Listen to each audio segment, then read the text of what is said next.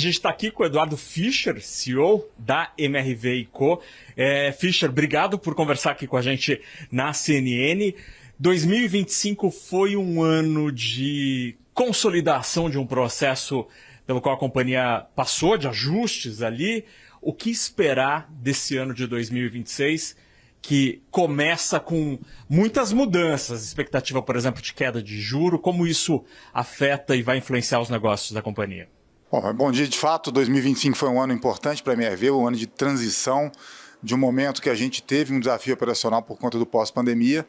E 26, como você falou, é um ano que a gente está com expectativa altíssima, né? O nosso mercado é um mercado que eu diria quase infinito, né? Você tem uma situação de um déficit habitacional no Brasil muito grande, né? Na ordem de 6 milhões de moradias. Esse déficit, ele hoje está estável, então a gente consegue produzir unidades habitacionais no Brasil, mas não o suficiente para fazê-lo cair, ele parou de subir. Então esse é um mercado que eu diria que é quase infinito, né? Existe uma demanda enorme, existe um desafio de crédito para encontrar com essa demanda e encontrar a oferta. Nesse momento, você tem do nosso lado aqui do econômico o fundo de garantia, que nunca teve um orçamento tão alto para habitação, né? Isso é importante. E a questão da taxa de juros, como você falou, ela tem um aspecto macroeconômico que bate bastante na nossa indústria, né? Um macro desarranjado para a indústria da construção civil e de real estate normalmente é ruim, o custo de capital fica muito alto. Essa é uma indústria que depende de crédito tanto para se construir como para o cliente comprar.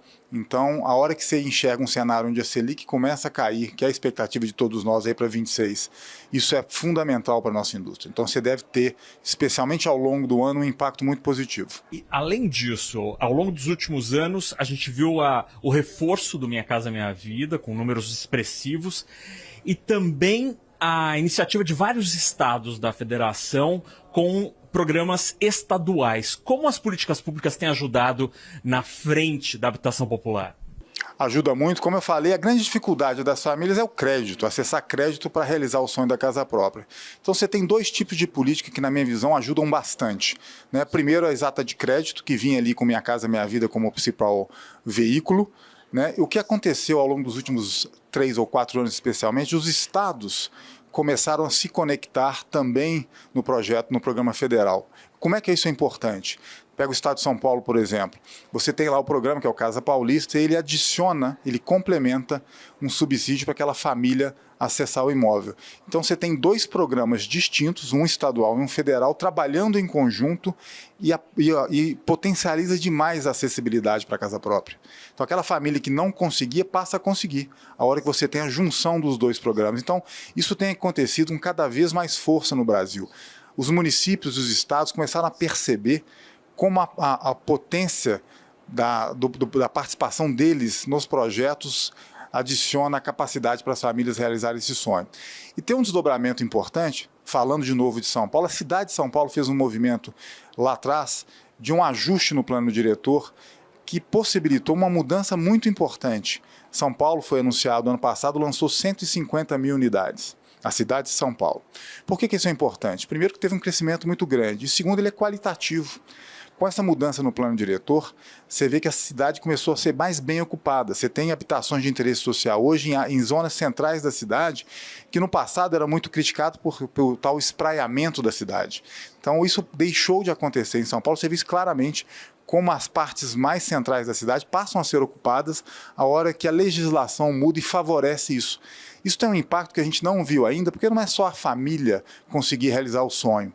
A qualidade de vida dessas famílias, que hoje não terão mais que viajar 3, 4 horas por dia para trabalhar, ela é enorme e tem um impacto urbanístico que você vai ver acontecendo na cidade de São Paulo ao longo dos próximos anos. Porque menos deslocamento, menos poluição, uma qualidade de vida maior para quem está morando ali. Então, assim, você tem dois movimentos, um que é de crédito, que eu falei mais cedo, e esse outro legislativo que é fundamental. E essa mudança na legislação municipal, o uso do solo e a ocupação da cidade, é algo que, em tese, é gratuito, né? Não custaria nada para que mais prefeituras fizessem esse movimento. Há um movimento de cidades percebendo como a cidade de São Paulo conseguiu transformar o seu mercado imobiliário e outras prefeituras fazendo a mesma estratégia? Perfeito, tem sim, exatamente. Um bom exemplo, ele é sempre seguido, né? Então, o que aconteceu em São Paulo e hoje você vê as consequências práticas disso, tem se espalhado o Brasil afora. Então, diferentes municípios e diferentes cidades têm feito também mudanças nos seus regramentos para poder modernizá-lo e tentar alcançar o mesmo resultado, que é trazer a população para usar a cidade de fato, para poder se deslocar menos, ter mais tempo, ter mais qualidade de vida, menos impacto ambiental. Então, você tem uma série de benefícios que as cidades hoje percebem e esse movimento começa a ganhar atração no Brasil.